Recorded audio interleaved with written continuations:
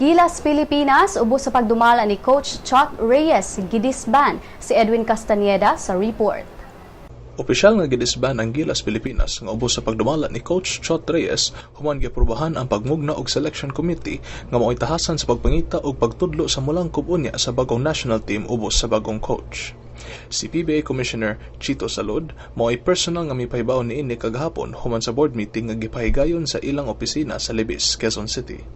Ang pagpungkag sa Gilas nagputol sa dumala ni Reyes kinsay nagiya sa national team ngadto sa Jones Cup Championship, runner-up sa FIBA Asia Championship ug sa bugtong kadaugan batok sa Senegal sa FIBA World Cup suwa pa kini mahagsa ngadto sa ikapito nga luna sa Asian Games sa Incheon, South Korea. Wa man to dibutyag ni Salud ang rason kung nganong sa pagpungkag sa Gilas apan tataw nga ang mga panghitabo nga nagpalibot ni Reyes sa kapakyasan sa Incheon mao'y dakong hinungdan ug nakapaaghat ni Pangilinan pagluwat sa maong desisyon.